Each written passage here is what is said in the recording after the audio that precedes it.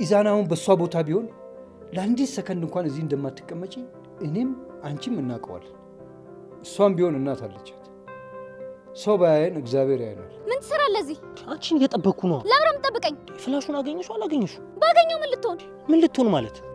ባገኘው እንደሰጠ ጠብቀህ ነበር እና አንተ እናቴ ቀልድ ላይ ነህ። ቀልድን ከጨረስክ እኔ መሄድ አለብኝ። እሺ ቢያንስ እንዳገኘሽውና እንዳላገኘሽው ንገሪ። ባገኘውማ በዚህ ሰዓት ይኸውልህ ኮተቷን ሰብስባ ወጥታ ስታለቅስ ነበር የምታገኛት። እሺ እማዬ፣ ትንሿ የት ነው ያለችው? እንዴ ማን ልበል ደግሞ እናንተ? እማዬ እባክሽ አታሳብጂኝ። የት እንዳለች ንገሪኝ። ጤና የለህም እንዴ? እኔ ምን አቅልሃለሁ? አልሰማሽም እንዴ? ምኑን? ስትሰርቅ ተይዛ እኮ ተባረረች። ምን? እኔ ግን በጣም ነው ያዘንኩት። እሺ ኢዛናስ ምን አለ? ምን ይላል? መቅድዬ አንቺ ካለሽ አይደለችም ትንሿ እናቴ የምትጠፋ ግድ አይለኝም አይለኝም መሰለሽ። ትንሿ ደህና ነሽ? ደህና ነኝ። የነካሽ ሰው አለ እንዴ? ኧረ ማንም አልነካኝም። አንቺ እኔ ሁሉ ሰዓት ስለምንሽ እምቢ ብለሽኝ አሁን እሱ ሲመጣ በአንዴ ትነጥሪያለሽ እንዴ? እናንተ ምን ታረግላታለህ? በቃ ሰዎች እንሂድ፣ የቀረውን ቤት እናወራለን። ኑ እንሂድ። በትንሿ ላይ እየደረሰ ያለ መከራ ይቁም ብለናል። ይቁም፣ አሁ ተናግረናል። ይቁም፣ ይብቃ። እንዴ ምን ነው ረበስ ግን አጨብጭበናል። የምሬን ነው የምላችሁ፣ አጨብጭበናል። ጽናት ለሁለት ተከፈለ።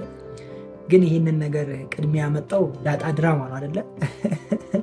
ዳጣ እዛ ላይ የነበረውን አንድ ገጸ ባህሪ ወደ ሌላ ድራማ ወስዶታል እና ከዛ ነው ይህም የተወሰደው። ብቻ ተመችቶኛል። እንዴት ናችሁ ውድ የትንሿ ተከታይ ድራማ ቤተሰቦች? ማን ናችሁ? ዛሬ አብረን ትንሿን ይዘን መጥተናል። ያው ሪቪው እናደርገዋለን። ጥሩ ጎኑን እንማመርበታለን፣ ያልሆነውን ደግሞ እንወያይበታለን። እኔ በጣም ግርም የሚለኝ አሰሪዎች፣ በተለይ ይሄ አጋዥ የምትቀጥሩ ሰዎች ምንድነው ግን ያማችኋል ወይ? ጤንነታችሁ ተጓድሏል ወይ? እኔ ግራ ገባኝ እኮ ጋይስ፣ ግራ ገባኝ። ትህትና የሚባል ፈጽሞ የሌላችሁ። እኔ አንዳንዴ በጣም ግራ ይገባኛል። የምሬን ነው። እናት ኖሯችሁ አሁን ለምሳሌ ትንሿን የምትመስል ትንሿን የምታሳሳ አይነት ልጅ ነች አይደለ? ትንሿ እንዲህ የምታሳሳ አይነት ልጅ ላይ መጨከን እንዴት ይቻልላችኋል? ሴት ልጅ እያላችሁ ወንድ ልጅ እያላችሁ 9 ወር አርግዛችሁ ወልዳችሁ በሆድ ተሸክማችሁ በጀርባ አዝላችሁ ብዙ ነገር አድርጋችሁ መጨከን ይቻላል ወይ? እኔ አንዳንዴ እሱ ነገር ግራ ይገባኛል። ይሄን ነገር ስላችሁ ያው ድራማ ነው በእርግጥ ግን ከድራማ ውጭም ደግሞ ያለ እውነታ ነው እና ነገ መውደቂያችን የት እንደሆነ አናውቀውም ጋይስ። የምሬን ነው። መውደቂያችን እኛ ነገ እንኳን ባይደርስ ልጆቻችን የት እንደሚወድቁ አናውቅም። አንዴ ምን አጋጠመ መሰላችሁ? በጣም ቆይቷል። ከ8 ዓመት ምናምን በፊት አንድ ላሜራ ሙሉ ቤቱ ላሜራ ሱቅ ነበር እና እሱ ውስጥ ተከራየሁኝ በ300 ብር እና እዛ ተከራይቼ የኖርኩኝ። ማዘር አንዴ ትመጣና ልብስ አጥባልኝ ልታሰጣ ስትል ገመዴ ላይ አታስጪ ያለቻት አከራይዋ እና አያት አለች እዛ። የአባታቸው ይሁን የእናታቸው አላቅም ብቻ ወይ የባል ወይ የሚስት እንትን አለ እናት አለች እዛ ቤት እና እሷ ቁጭ ብላ በረንዳ እያየች ነበረ። ቀወጠችው፣ በቃ ቀወጠችው። ምን ይሁን ነው የምታያት? ምን አድርጊ ነው እናየት? ውጭ አውጥታ ታስጣልሽ፣ የት ታስጣልሽ ምናምን ቋገጭ አለች ያለ። አንቺም እኮ ልጆች አሉሽ፣ ነገ አንቺ ልጆች የት እንደሚመደቡ አታውቂም። ተማሪ ነበሩ በወቅቱ እነሱ። የእሷ ልጆች 12ኛ ክፍል ተፈታኝ ናቸው እና ቀጣይ ወደ ዩኒቨርሲቲ ነው የሚሄዱት እና ልጆችሽ የት እንደሆነ ማረፊያቸው እኮ አታውቂም። አሁን ነገ ተፈትነው የት እንደሚጥላቸው እኮ አታውቂም። ነገ አንቺ ልጆች ላይም እንደዚሁ የምታደርጊው ነገር ነው የሚደርስባቸው። ዋገጭ ያለችባት እና አንዳንዴ ማስተዋል መቻል አለብን። አንተ የተሻለ ቦታ ላይ ካለ ከአንተ በታች ያለውን ሰው መጉዳት መጨቆን ጥሩ አይደለም ለማለት ያክል ነው። ከዛ ውጭ ድራማው ላይ ያለው ነገር እኔ በጣም ተመችቶኛል። አሪፍ ቅንጅት ነው አይደለ? ልዑልም መጥቷል ከኖላዊ እንጠል ብሎ መጥቷል። ሰላምዬን ብትመጣ አሪፍ ነው። ሰላም ብትመጣ ጽናት ተከታታይ ድራማ ላይ ያለችዋ ሰላም ወደዚህ ብታመጧት በጣም ያምራል ብዬ አስባለሁ ድራማው። ከዛ ውጭ ደግሞ ሁለት ጠና ያሉ ሰው መምጣታችሁ በጣም አሪፍ ነው። ከዛ ውጭ የተወሰነ ይሄ የልጆች ብቻ እንዳይሆን የሆነ ወጣቶችንም ቀልቀል ብትቀላቅሉት አሪፍ ነው። የሉም ማለት አይደለም አሉ፣ ግን የሆነ አዲስ ነገር ቢመጣ አሪፍ ነው። እንደ ሀሳብ ትንሿ እኔ ቤት ትምጣ። እሺ ጋይስ ከዛ በኋላ እንዴት እንደምትሰራ አሳያችኋል። ምን ያህል ነፃነት እንደምሰጣት ያሳያችኋል። ይህን ስላችሁ ያው በሌላ ነገር እንደታስቡ ጋይዝ ይቻላል ልላችሁ ፈልጌ ነው። ምክንያቱም ይህንን ነገር እኔ ዛሬ አይደለም አውቀው ትንሽ ድርጅት በነበረችኝ ታይም ልጆች ቀጥሬ በማሰራበት ታይም በትንሹ 6-7 ልጆች ቀጥሬ ነበር ማሰራው ከጥበቃ ጀምሮ ማለት ነው። ለእነሱ ያለኝ ፍቅር እነሱ ያውቁታል ማለት እንዴት ተግባብተን እንደምንሰራ እንደነበረ በቃ ልክ እንደ ጓደኛ እኔ አለቃ እነሱ ምናምን የለም አንተ እናምጣ አንተ አምጣ ወደዚህ ወደዛ ምናምን በፍቅር ገብቷችኋል። እንደዛ ሲሆን ስራውን በአሪፉ ይሰራል። እንደራሳቸው እንትን ነበር የሚሰሩት፣ እንደራሳቸው ስራ ነበር ሲሰሩ የነበሩት። ምክንያቱም እኔ እንዳለቃ አልነበሩ። አንደኛ ጓደኛቸው ነኝ፣ በእድሜ እኩል ነኝ። ሁለተኛ ምሳ አብረን ነው የምንበላው፣ እራት አብረን ነው የምንበላው፣ የምናደርገውን አብረን ነው። እነሱ ሲያዙኝ እኔም ታዛዥ ነኝ፣ እኔ ሳዛቸው እነሱም ታዛዥ ናቸው። ይሄ ከፍ ዝቅ ምናምን የለም እኛ ጋር። ነገሮች እንደዚህ ሲሆኑ ሰው ራሱ የሚሰራላችሁ ሰራተኛ ራሱ በትክክል ነው የሚሰራላችሁ። በትክክል በቃ ይሄ የሆነ የሚሰስተው ጉልበት የለም፣ የሚሰስተው ነገር የለም፣ ይሄ የሚለግመው ነገር የለም። ብዙ ጊዜ አይታችሁ ከሆነ ሰራተኞች ይለግማሉ፣ በትክክል አይሰሩም። አንዳንዴ በተለይ ሲበሳጩ የሆነ ነገር ሲሆን በቃ ይለግማሉ። አውቆ ስራ ማበላሽትም አለ። ቀስ ብሎ ምናምን ገብቷቸው አለ። በ30 ደቂቃ የሚያልቀውን ስራ 6 ሰዓት ሙሉ ቁጭ ሊሉበት ይችላሉ። ምንም አታመጣ። ገብቷቸው አላደላቸው የፈለጉት ነገር ግን እንደዚህ መዋደድ እና መከባበር በነፃነት እንዲሰሩ ከፈቀዳችሁ በቃ የምሬ በፍቅር ነበር ስንሰራ የነበረው። ኢቨን እንትኖቹ ሲመጡ ከስተመር ሲመጣ ይሄ ድርጅት የሁላችሁም ነው ወይ እስኪባል ነበረ ስንሰራ የነበረው። ምክንያቱም አከሌንትና የሚል ነገር የለም። ገብቷችኋል አይደለም? ምን እናድርግ ምንታዝ በቃ ሁሉም በፍቅር ነበር የሚሰራው። ይሄ የሆነው ለምንድን ነው? እኔ እንደ አለቃቸው ሳይሆን እንደ ጓደኛቸው ስለቀረብኳቸው። እናንተም ይህን ማድረግ ትችላላችሁ የሚል ሀሳብ አለኝ። ከዛ ውጭ በብዙ ፈተና ውስጥ ያላችሁ ልክ እንደ ትንሿ የህይወት መንገድ የከበደባችሁ ልጆች ያልፋል። ማያልፍ የሚመስል ማአት ጊዜዎችን አሳልፍ ያለው እኔ ማያልፉ እንዴት ነው የሚነጋ ሌሊት ያልኳቸው ሌሊቶች ነግተዋል። በቃ ተስፋ ቆርጬ ሞቴን የፈለኩበት ጊዜም ነበር፣ ግን አልፈዋል። እያንዳንዱ ድካማችን ያልፋል። እያንዳንዱ በህይወት ስንኖር የሚገጥመን ፈተና ያልፋል። ተስፋ ብቻ ትኩረት እናንተ ያልፋል። ብዙ ነገር ያልፋል። ማያልፍ የለም እና አልፎ ያም አለፈ እኮ ትላላችሁ። ፈጣሪያችሁን የምታመሰግኑበትን መንገድ ታገኛላችሁ። ለካ እኔ አልችልም፣ የሚችለው ፈጣሪ ብቻ ነው፣ እሱ አሻገሬ ማለት ትጀምራላችሁ እና ተስፋ ሳትቆርጡ ቀጥሉ። ፈጣሪ ደግሞ ለዚህ ያብቃችሁ ማለት እወዳለሁ። በስራ ውስጥ ደግሞ ልክ እንደ ትንሿ አይነት ስራ ውስጥ ያላችሁ እህቶች፣ ወንድሞች ትችላላችሁ። ስራ እስከሆነ ድረስ ስራ ነው ሁሉም። ብዙ መከራ፣ ብዙ ስቃይ ሊበዛ ይችላል። ብዙ የማይመቻችሁ ነገር ሊኖር ይችላል። አላማ እስካላችሁ ደግሞ ጠንክራችሁ ስሩ፣ በርቱ፣ ትለወጣላችሁ። ያም ቀን ያልፋል። እናንተም ደግሞ ጊዜ አልፎላችሁ ዘና ድልቅቅ የሚሆኑበት ጊዜ ቅርብ ነው፣ ሩቅ አይደለም። በጣም ነው የምወዳችሁ። ክፉ አይንካችሁ፣ ሁሉም ዘርፏችሁ ሊሳካላችሁ፣ ይመርባችሁ፣ ቀናችሁ ብሩ፣ ሌታችሁ ብሩ ይሆንላችሁ እያልኩኝ በተሰናበትኳችሁ መልካም ጊዜ። እኔ የምለው እቺ ሀና የምትባለው ሴትዮ ልታጨልለን ነው እንዴ? ሁላችንም እንትን ብላ እንዴ? ኤልያስን ብቻ አይደለም እኮ እያጨለለች ያለችው እኛንም እያጨለለች ነው እንዴ? እኔ አንዳንድ ማዝም ብዬ ሳስበው እቺ ልጅ ጤነኛ ነች ወይስ ሾጠጥ ያረጋታል? ወሰድ መለስ ያረጋታል? እንዴት ነው ነገሩ ጋይስ? ምንድን ነው እየተካሄደ ያለው? እመለስበታለሁ። እንዴት ናችሁ ውድ የኖላዊ ተከታታይ ድራማ ቤተሰቦች? አማን ናችሁ ወይ? እውነት ለመናገር ዛሬ አስደብራኛለች እቺ ሀና ተብዬ አስደብራኛለች። የምር በቃ ድብር ነው ያለ ድብር ነው እንዴ። እናንተም ከደበራችሁ ደብራችሁ፣ በዚህ ጉዳይ ከደበራችሁ ልቅቅ አድርጎ አይባልም፣ ድብና አድርጎ ይደብራል። አማርኛችን እኮ ከባድ ነው እኮ፣ ትርጉሙ ከባድ ስለሆነ ነው። አትፍረዱብን። ለምን እንደሆነ ልንገራችሁ። በሰላም ወደ ሀገሬ ሊሂድ ወደ ደሴ ሊሂድ ያለ ልጅ ተነስታ እኔም አብረሽ ነው ሄደው። ታዲያ ጤነኛ ነች ብላችሁ ታስባላችሁ ጋይስ? ተምቹ እኮ ልክ ልኳን የተናገር የምሬን። ተምቹ በቃ የልጅ አዋቂ አይደለም። እኔ 2 ሰው መውደድ ሀናም 3 ደርባ ወዳለች፣ 4ኛ ብታገኛ አጠላም አለ። ይኸው በቃ ይኸው እያየን፣ ይኸው በግልጽ እያየን እንደ ኧረ እባክሽን አንቺ ልጅ ልብ ግዢ።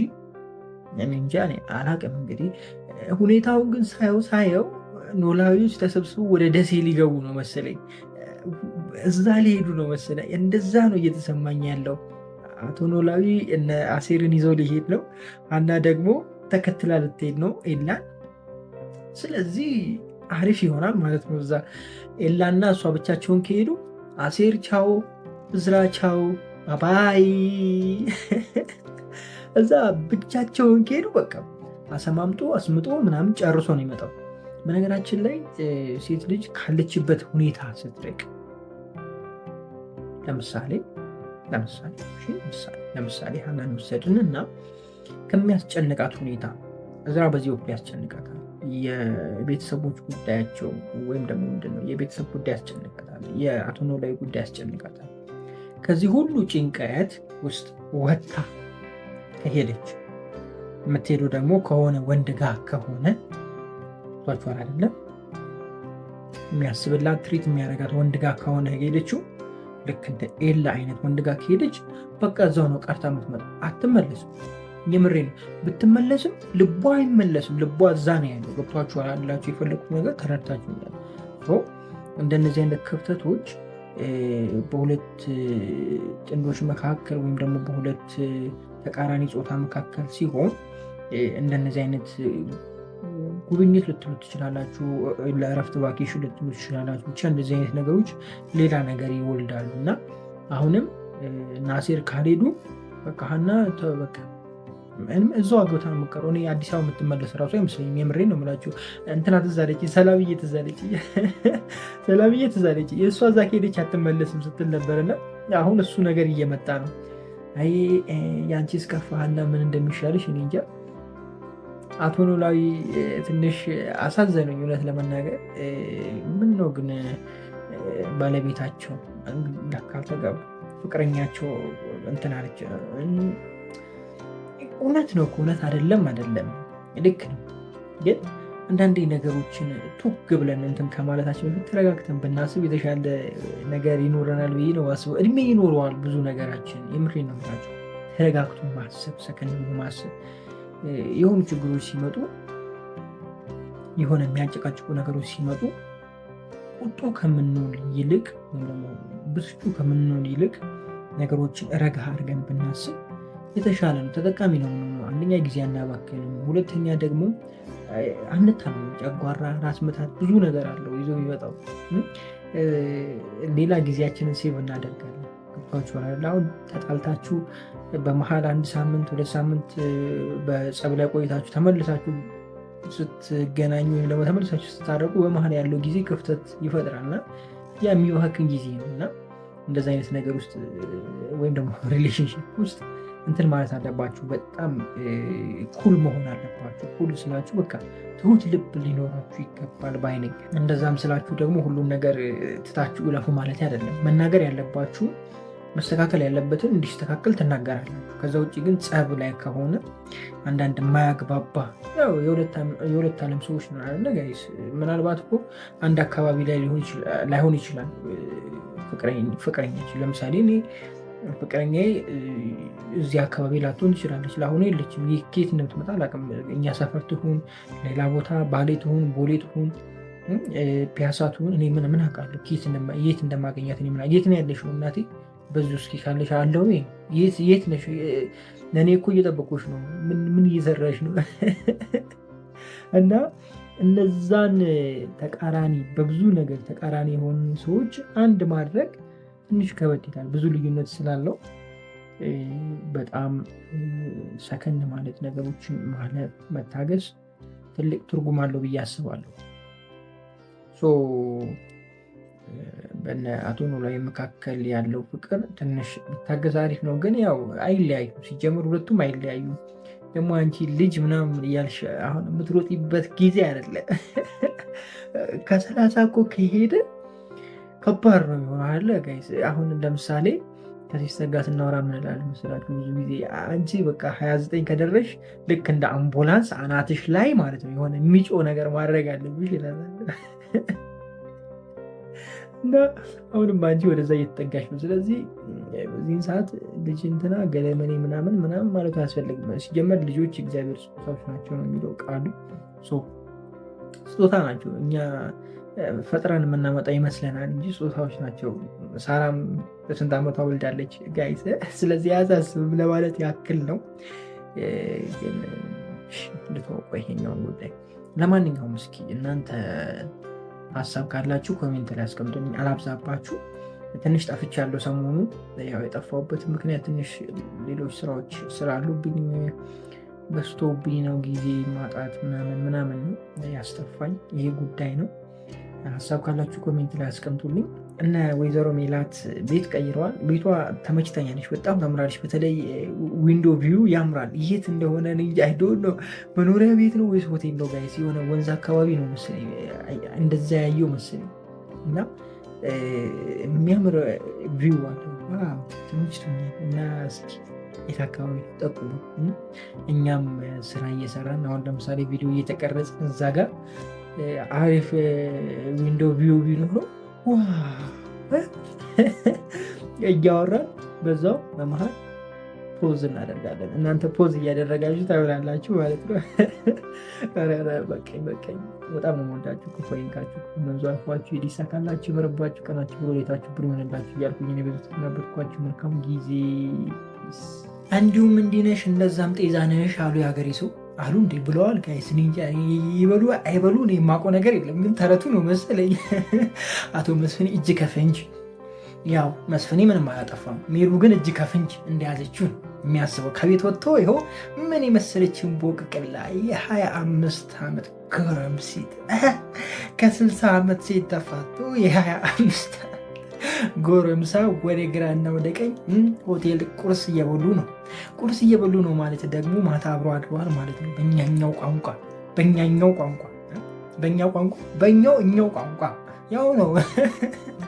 ወይኔ ዘንድሮ እንዴት ናችሁ ውድ የኑሐሚን ተከታታይ የኖላዊ ተከታታይ ድራማ ቤተሰቦች አማን ናቸው። ዛሬም አብረን ኖላዊ ሪቪው እናደርጋለን። እንዲሁም በቀጣይ ክፍል ምን ሊፈጠር ይችላል አንዳንድ ጉዳዮችን ጀባ ምላችሁ ይሆናል። ኖላዊ በትናንትናው ክፍል ኤላ በጣም አሳዘነኝ እውነት ለመናገር። ምንድን የሆነው ኤላ ግን እኔ ራሱ አልገባኝ ምን እንደሆነ።